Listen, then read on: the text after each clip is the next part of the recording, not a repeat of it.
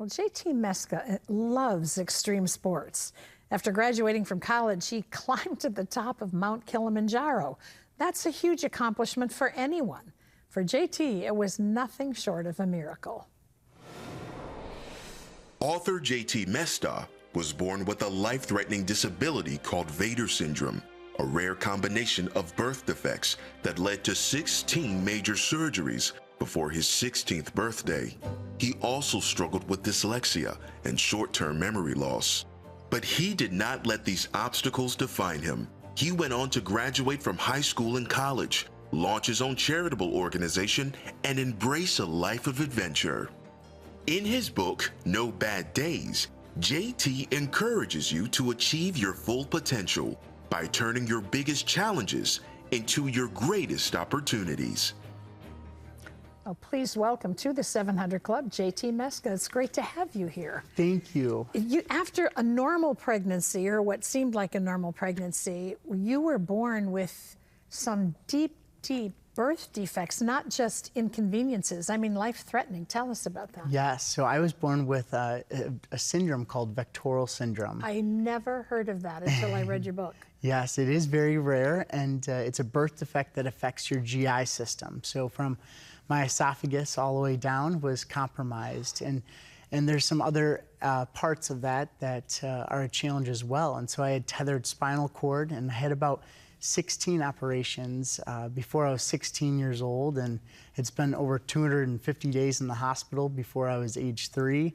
And so that was a very challenging time in our life, but there was a lot learned during that too. And that's really what the thrust of your book is about. There was a lot learned. I think there are lots of people in the world who go through difficult times and challenges, but sometimes they're overwhelmed with depression, discouragement, hopelessness. Somehow along the way, you looked at all of this and said, I'm going to learn from this. Where in the world did you get that attitude? And, you know, I think that the good Lord was the one who gave me that personality and attitude. I remember, just like the book name, No Bad Days, that story comes from a time when I was in the hospital, and my dad came into the hospital room after I had spinal cord surgery, and he said, JT, I'm so sorry for what you're going through. And I looked at him as a young 7-year-old, and you know these words came from the good Lord, but it was the fact that I said to my dad, you know, there are no bad days, there's only hard days, but we get through them with Jesus. Oof. As a 7-year-old. And boy, you were going to need that on down the road, can I just say. I mean, 16 surgeries by the time you were 16. So not just in and out of the hospital and one procedure done and another one needed, but also you had people along the way who gave you very discouraging diagnoses. I mean, just watching you and your parents plow through the whole school issue, not being able to read and write, with nobody actually diagnosing what that was right away. Talk about that journey. Yes, so not just the medical being a challenge in my life, but the education, right? And that was something that later on, because medical was a focus for us, but as time went on, we really realized how much I was struggling in school with the reading and writing. And so from there, there was a time in lower school, 5th grade, when I was told by the administration as a 5th grader that, you know, JT, you are not going to be able to come back to this school because you cannot keep up with the other kids. And he didn't tell your parents that. He pulled you over in the hall and told you that as a 5th grader. You're right.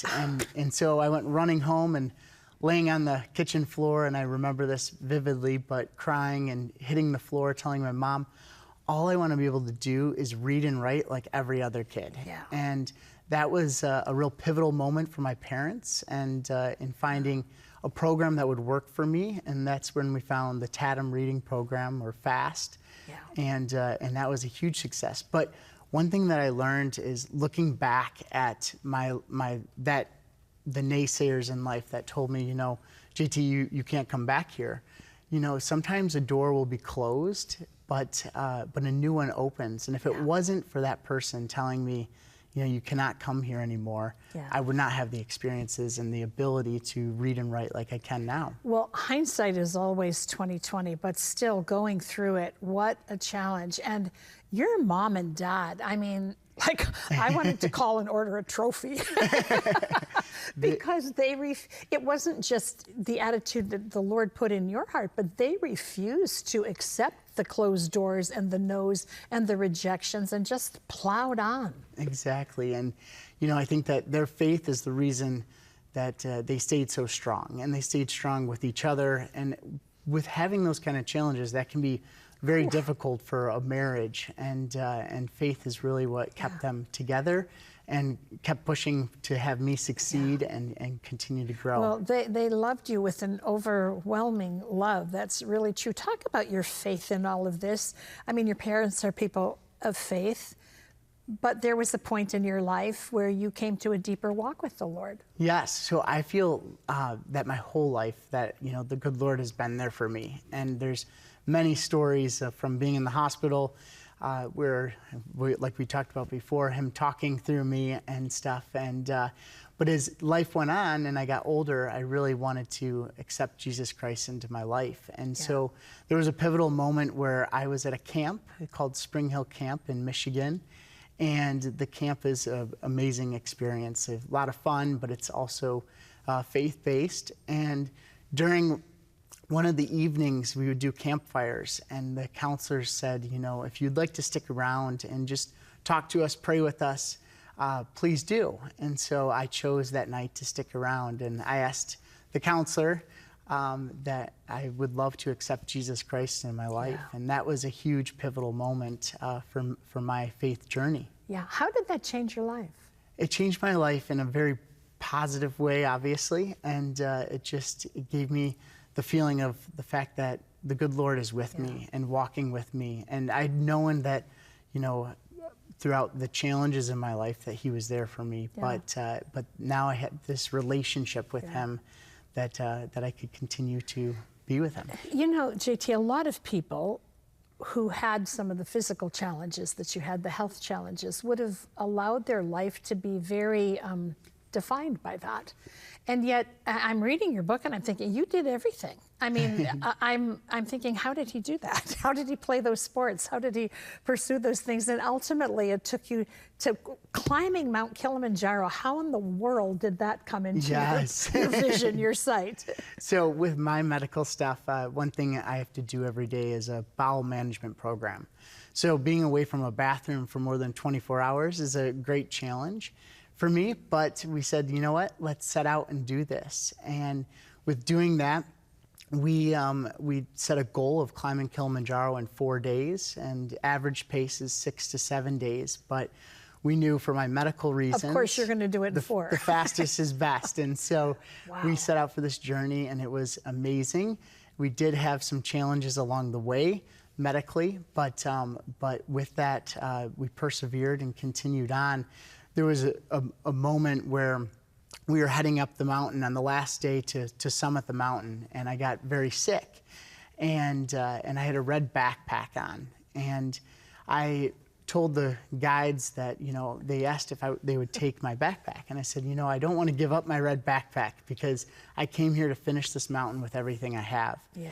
And as we pushed forward, I realized that I had to give up that backpack, but it made me realize that you know, a very important message or lesson I learned was that you can't do it without your tribe. Yeah. And this book, No Bad Days, really talks about your tribe and being able to accomplish it. And that starts with faith and the good Lord, and then the people that you surround yourself with as well. And you had a good tribe from the time you were young. I mean, you also share in the book how those of us who aren't experiencing some of the health issues you are, but might know someone who is, can come alongside and stand and genuinely live together with someone who's going through some of these challenges. You have a foundation. Talk about that. Yes. So my foundation, because of my medical stuff and education challenges, when I was in college, I decided that I really wanted to start a foundation that would give back to these areas of my life and help others. And I think because I'd lived so much of it, that was why I thought it was so important. And so we have sort of 2 main pillars. We have the medical side, and then we have the education. And so we do medical supplies for children who are in need. And then the education side, we help with dyslexia and the TADM reading program. Yeah. What do you want this book to leave people with? I wanted to leave them with this feeling of that, you know, you can get through all challenges and you can persevere with the tribe of people that you surround yourself with and by sharing your story. I think that is so important to be able to express what's going on in your life, because it only creates deeper relationships with the people around you. Well, you can't argue with the message because you have walked the walk, my friend.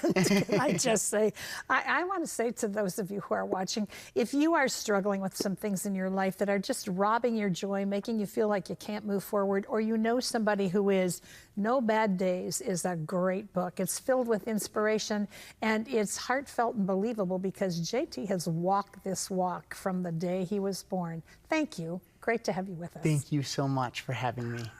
Get the book. It's worth it.